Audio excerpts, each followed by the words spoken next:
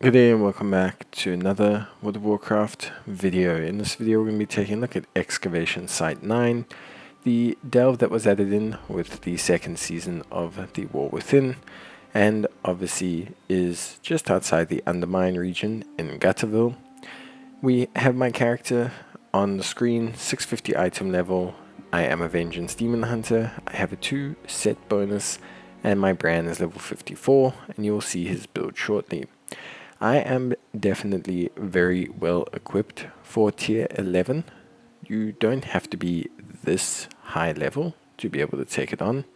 However, obviously it does make my time a lot easier that not only am I high item level, but I am also a tank, as both of these things, especially being a Vengeance Demon Hunter, help me with progressing through delves quite easily. In terms of environmental hazards, there's actually not too much to avoid in this one. The meteors that drop from the sky occasionally are pretty easy to avoid, and they are just more wandering mobs than usual. There's not a significant environmental mechanic in this delve, but to compensate for that, you fight a lot of different mobs. We also have a lot of priority mobs and a lot of wandering mobs, so you have to be very careful about how you handle all of the different enemies. The most important of these will be Hideous Amalgamations and Dark Walkers, which are the 2 elite mobs you can face inside the delve. Hideous Amalgamations avoid their AoE, interrupt their concussive smash with a hard stun, and avoid their shadow stomp if possible. It does some purple swirly little packs you can see on the ground, and these can cause you some significant damage. The Nightmare Crawlers are a melee mob that will cast Vicious Bite. It inflicts a small amount of damage on you but will give you a dot, so be very careful when you're pulling these characters or mobs, as the dots can add up and do some significant damage to you. Congealed Clot or Congealed Cot is a small blob that comes in groups. This is your YOLO kind of explode kamikaze upon death enemy. You need to be very careful when you're pulling these large packs and avoid their explosion that they cast on death, as it will cause heavy damage to you. The Silent Slitherer are snake creatures. They will cast Shadow Blast, which you should be interrupting or silencing, and then they will cast Vampiric Bite, which will heal them and cause damage to you. This isn't the end of the world, but it can be quite irritating. Dark Walkers are also a mob that you need to be considerate of. They're the giant Cthulhu-like creatures that walk around the map. Pulling these guys isn't too hard, but they have one spell that's quite irritating to deal with. They will basically launch a giant void grenade that will start to pull you towards its location. This can be irritating as it will ruin your positioning, as well as give you the chance of pulling a whole bunch of other mobs, so be very careful where and how you pull those Dark Walkers. With that being said, that is pretty much everything you need to know.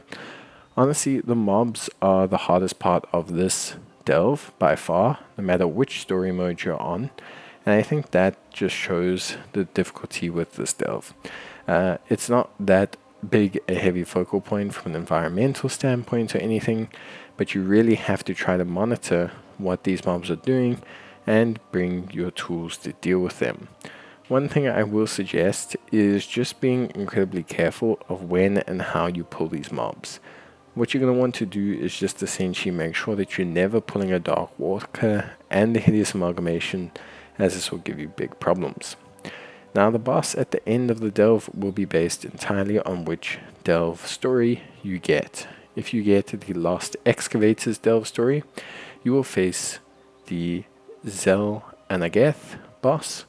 This one has 3 mini bosses. Defeating them will cause the main boss to take increased damage, so it's suggested you do this. AoE will be your best friend, but if you are looking for a target to focus down, try to focus down the eyeball boss, because he will slow you, and this will make the shadow barrage that the main boss spawns, which is the dark missiles that fall from the sky, a little bit harder to avoid. Blackblood Prophets, where you assist Craggle Fitzbrain, will see him become the boss you will face. Try to interrupt his goblin ingenuity and avoid the swirls on the floor made from his Make It Rain ability.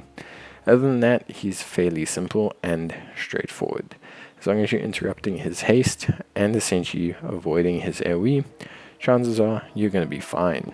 And then finally we have Harbinger Zultul, or Ultul, he will have two abilities to focus on. Unanswered Call is an uninterruptible bloodlust that he casts, which will cause him to do very significant damage, 500%, but he becomes incredibly slow. So keep your distance, back away from him, and you should be fine.